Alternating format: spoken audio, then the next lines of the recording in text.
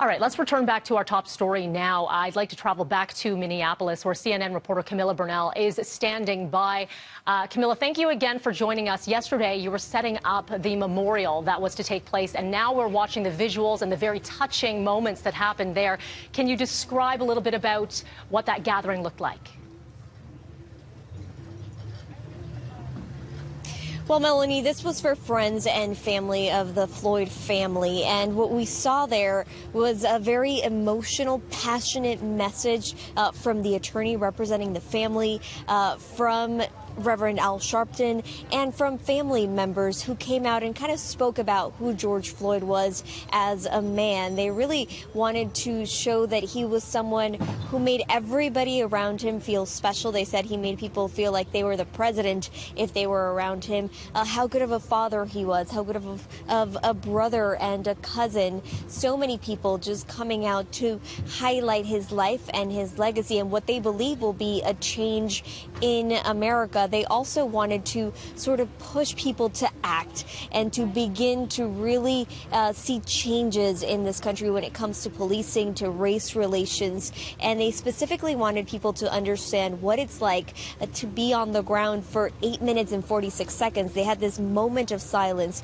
for the entire time that George Floyd had a knee to his neck. And so that was another moment that was really touching and difficult, because it shows you just how long this amount of time was before George Floyd passed away. And I want to bring it back now to this area where I am right now. After the memorial, so many people are still coming to the area where he died, because this has just become a growing memorial with flowers and messages and people who are coming to pray together. I'm going to kind of step out of the way to show you. Just a few moments ago, we had an entire church who came out here to pray together, and some of them are still out here, but as you can see, it's just more and more people continuing to come, and we've seen this nonstop during the last couple of days, and it just doesn't seem like it's going to end, as so many people want to show support for the Floyd family.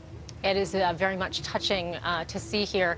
I do want to switch gears a little bit and talk about the investigation itself, because I know that you are learning more about some of the officers charged and some of their experience levels.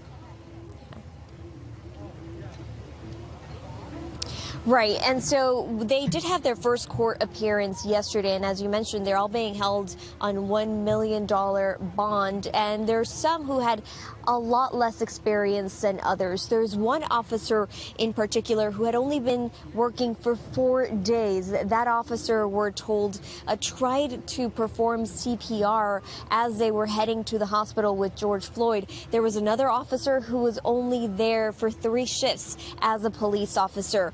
The third officer, we do know that was there since 2012, but he did have 6 complaints against him during that time. And then, of course, we do have Derek Chauvin, who we already know had been in the police department for about 19 years. In that period of time, he had about 18 complaints filed against him, and he was actually one of the supervising officers at that time, teaching one of those rookie officers. And so it is going to be important in the defense of many of these officers who are going to point to Chauvin and say they were following his lead and doing what he was telling them to do. And so all of these details are very important moving forward to the prosecution, which is key for so many people who want to see accountability for these officers. Absolutely. Camila Bernal, we do appreciate you taking the time to chat with us, as you have been all week long. Thank you for this. And she's reporting live in Minneapolis for us this morning.